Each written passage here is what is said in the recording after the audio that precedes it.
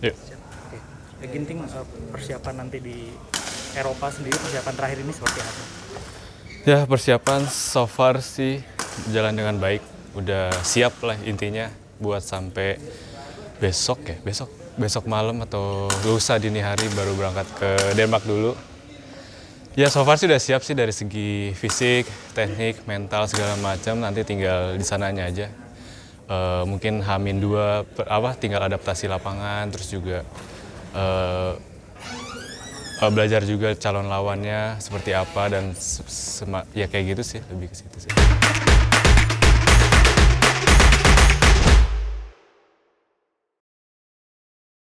Bicara calon lawan kan langsung ketemu Laksasa nih di babak pertama. Ini respon kamu tuh gimana pas lihat hasil drawing ketemu Laksa, terus ya ada kekhawatiran nggak, kan rekor pertemuan juga? Iya, ya jujur sih nggak mikirin rekor pertemuan sih, maksudnya emang 2 pertemuan terakhir kurang bisa, nggak menang lah ya bisa kita bilang gitu. Cuman itu juga nggak memutuskan kalau saya juga punya kesempatan yang sama juga buat menang nanti, karena kan udah nanti pertandingan baru, otomatis chance dan kesempatan juga sama-sama punya dan baru juga, jadi ya lebih disiapin diri sendiri dulu aja nanti sampai mau menjelang matchnya sih. Sejauh ini udah mempelajari Laksa permainannya sendiri? Sejauh ini sih belum sih, maksudnya ya paling cuman remind lagi, nonton sedikit lagi seperti apa. Cuman ya tadi saya bilang saya seminggu ini atau beberapa minggu ini lebih fokus nyiapin diri sendiri dulu dari segi fisik, tekniknya juga, terus juga pikirannya juga lebih dibawa, lebih dijaga fokusnya juga, karena kan pengaruh juga. Jadi waktu di latihan bener-bener coba buat mantepin fokusnya sih dari awal latihan sampai beres tuh. Jadi jangan tahu capek pasti, cuman nggak boleh kalah sama kondisinya aja sih paling. Cedera kamu yang di Jepang punggung udah? Puji Tuhan sih udah sembuh semua, udah aman lah sampai sekarang, udah nggak ada kendala sih. Jadi nggak akan ada masalah nanti? Semoga nggak ada. Untuk sejauh ini sih nggak ada, dan semoga nanti sampai di sana sampai beres lah ya, sampai 3 turnamen nanti semua berjalan baik sih. Ada target? Pasang target nggak? Target sih pasti pengen jadi juara. Tapi memang kita lihat juga kan dari musuh-musuh semua segala macam juga punya kans yang sama juga. Semua juga punya kemampuan dan kesempatan yang sama juga. Jadi ya itu tadi saya coba buat siapin diri sendiri dulu. Coba buat bermain dengan maksimal di sana. Terus juga yang pasti coba buat memberikan terbaik aja dulu sih. Itu satu-satu dulu. Fokusnya Ginting masih untuk kembali ke performanya, atau kamu merasa ini udah kembali ke performa terbaik kamu, jadi untuk lebih ke menyerang dan menang-menangnya gitu? Ya pastinya sih dari lihat dari kemarin-kemarin sih udah membaik ya, maksudnya udah makin balik lah ya. Jadi di sini coba buat maintain sih, maksudnya lebih dimantepin lagi sambil diingat-ingat lagi biar dari kondisi kepercayaan diri, terus juga teknik di lapangan, semua fokus, pikiran di dalam lapangan tuh diingat-ingat lagi dan dimantepin lagi aja sih. Jadi nanti lihat gimana nanti di pertandingan di Denmark dulu seperti apa, berjalannya seperti apa. Mungkin pasti ada kendala, cuman ya sebisa mungkin coba buat handle sih, bareng sama pelatih juga, pasti diskusi juga tentang evaluasi sebelumnya seperti apa. Jadi nanti sebisa mungkin maksimal dan memperbaiki aja gitu. Persaingan di sektor tunggal putra nanti bagaimana melihatnya? Ya itu tadi, persaingan di tunggal putra, apalagi sekarang kan yang muda-muda semua. Chico sendiri juga udah udah bisa diperhitungkan ya, bisa kita bilang. Terus juga pemain-pemain luar juga banyak juga yang maksudnya bisa harus terus waspada sih. Dari match pertama juga musuh-musuhnya juga udah cukup ketat juga. Jadi memang dari awal sih fokus dulu. Match pertama fokus, terus juga ya coba buat berikan maksimal aja. Kalau bicara tadi soal Chico, menurut kamu progres Chico ini seperti apa sih? Kamu juga pernah dikalahin sama Iya. dia gitu. Ya progresnya bagus sih, maksudnya sebenarnya dia punya potensi juga. Memang yang pengaruhnya mungkin di jam terbangnya itu. Jadi dari kondisi yang pressure, dari kondisi yang tegang atau di lapangan kan, karena beda tuh. Di latihan sama di pertandingan, feelingnya, kondisinya, mentalnya, semua segala macam beda kan. Nah itu tadi yang saya bilang harus pasti kendala ada. Nah cara handle-nya itu kan pasti dari setiap pertandingan pasti beda-beda pelajaran yang didapat ya. Jadi pastinya itu sih yang maksudnya dia dari situ progresnya udah bagus. Sering ngasih masukan nggak ke Ciko misalnya gitu? Ya pasti sih. Jujur saya pribadi, terus juga teman-teman yang lain, seangkatan kita kan berempat nih. Kalau ada kendala atau segala macam ya kita ngasih tahu satu sama lain. Terus juga bukan cuma berempat, kita kasih tahu ke junior juga, yang di bawah kita juga, yang lapis 2, lapis 3 segala macam. Setiap latihan ya kita sebisa mungkin ya saling kasih masukan sih. Balik lagi ke Denmark sama Prancis, kan ada satu gol tuh sama Momota ya. Iya. Kalau misalnya ada ketemu potensi lagi gitu sama Momota ya mau gila gitu. Yeah. Gitu. Apa tuh? Ya maksudnya gimana nanti kalau misalnya? Ya semoga, maksudnya berarti kan kalau gitu saya bisa lolos terus.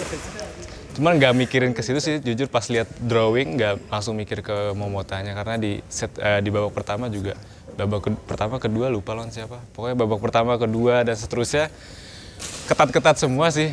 Apalagi kan udah di Super 750 tuh orang yang selektif di situ benar-benar punya kualitas lah ya, dari rankingnya juga mereka kualitas juga, jadi bukan cuma ranking tapi mereka punya kondisi atau kemampuan yang bagus juga. Jadi coba buat siapin diri dulu aja. Jadi dari match pertama itu memang benar-benar harus udah fokus sih. Beralih dari Momota ke Excelsen. Yeah. Menurut kamu sendiri sejauh ini kamu kalau melawan Excelsen ini seperti apa gitu kan? Yang mungkin kita belum tahu, mungkin dari kamu sendiri formulanya nanti seperti apa. Tapi kamu sendiri melihat Excelsen ini seperti apa gitu, lawan membuat seperti apa gitu. Ya memang udah saya sering bilang juga, Excelsen memang punya kemampuan yang lain daripada pemain, karena dari postur sih lebih intinya dia postur juga kan jadi lebih efisien gitu dalam segi nerapin strategi mainnya. Jadi otomatis kita harus lebih siap untuk capek sih. Itu sih maksudnya kunci utamanya kalau dari yang match-match sebelumnya yang pernah saya jalani sama dia. Jadi memang dari pikiran, dari sebelum masuk tuh udah emang harus siap capek, harus siap banget main susah lah. Karena kan dia juga punya kualitas yang bagus juga dari postur. Jadi kalau kita salah buang bola sedikit dia bisa masuk gitu serangannya. Jadi otomatis dari fokusnya dari awal sampai akhir match tuh benar-benar harus mantep banget. Dan itu juga pengaruhnya dari segi fisik yang tadi saya bilang, dari pikiran juga, dari mental juga. Kalau kita memang udah siap buat capek, ya kita mau main apa aja, ayo aja gitu. Jadi lebih ke situ sih. Balik kelebihannya tadi, kira-kira kekurangan apa sih yang kamu lihat di Excelsen? Ya pasti ada sih. Itu tadi memang harus diajak main lama dulu sih kalau menurut saya. Tapi selebihnya ya rahasia dulu. Berarti sudah mengantongi kelemahan dari Excelsen? Ya memang itu sih, maksudnya dari kita dari saya nonton juga, bukan cuma lawan saya, lawan yang lain juga memang harus siap capek dulu, karena kan kalau kita mau buru-buru matiin atau buru-buru mau dapat poin kan nggak segampang gitu, nggak semudah itu, malah jadi kayak bumerang gitu, jadi kayak nggak sabar atau jadi mati sendiri. Jadi memang harus lebih sabar aja sih di permainan sih. Kalau lihat di ranking tunggal putra sekarang kan Cina nggak ada net ya. Sedangkan selama ini kan mereka cukup terkenal ya tunggal putranya. Kalau kamu ngelihatnya sebenarnya negara mana sih yang tunggal putranya laju regenerasi atau prestasinya tuh justru perlu diantisipasi gitu? Sebenarnya sih Cina ada juga beberapa pemain, cuman memang gara-gara mungkin yang Chenlong udah mulai pensiun, terus Siuchi juga habis kena ban kemarin, jadi rankingnya keluar dari 10 besar atau 20 ya kalau nggak salah. Jadi tapi sebenarnya maksudnya dari kualitas pemain-pemain Cina juga bagus juga sih. Dari kita bisa lihat di bawahnya Siuki, yang muda-mudanya kayak Lu Guangzhou atau Li Sifeng segala macam, dia punya kemampuan juga sih. Cuman ya itu tadi mungkin yang saya bilang kayak Ciko tadi, yang buat kayak jam terbangnya itu, jadi kayak pasti beda banget sih meskipun punya potensi, tapi kan dari pressure, dari pas mentalnya di lapangan seperti apa, nggak bisa ngatasin itu, jadi percuma gitu kan, jadi nggak bisa ngeluarin kemampuannya. Jadi lebih ke situ sih. Kalau yang lainnya regenerasinya ya siapa ya, Denmark oke juga, hampir rata sih kalau tunggal sih ya. Balik ke Chenlong tadi, komentar kamu dia pensiun, kamu kan musuh bubuyutan juga sama dia. Ya pasti sih, maksudnya ada masanya juga, apalagi kan kita bisa lihat Chen Long di umur berapa ya sekarang ya, 30 lebih lah ya kalau nggak salah. Ya mungkin dia rasa juga udah cukup mungkin buat dia, karena lihat persaingan juga pastinya makin ketat juga, otomatis ya mungkin menurut dia ya happy sih, maksudnya senang juga buat dia kalau karena dia udah jadi motivasi juga buat saya ya selama ini, terus juga pastinya ya semoga bisa happy sama kehidupan berikutnya itu aja. Satu terakhir, Iya. kan Coach Irwan pernah bilang kalau lawan Excelsen itu kan sebenarnya di kita tuh kayak udah takut duluan gitu, diserang terus karena masih balik kan. Jadi itu katanya mengefek ke permainan kalian gitu. Nah itu kamu melihatnya sendiri gimana? Udah dapat pesan dari Coach Irwan seperti itu?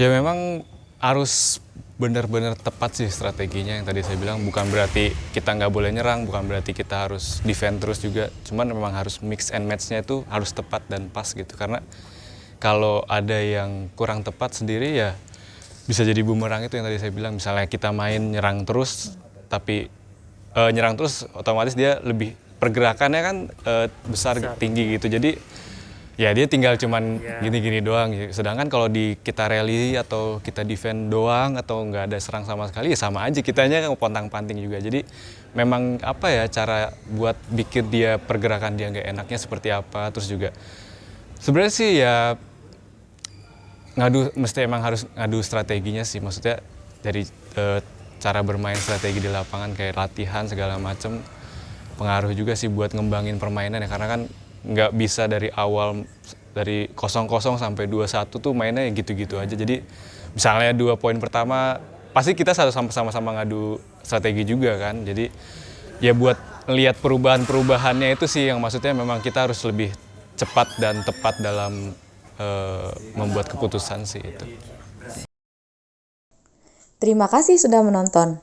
Jangan lupa like, komen, subscribe, dan share konten Bola Sport.com.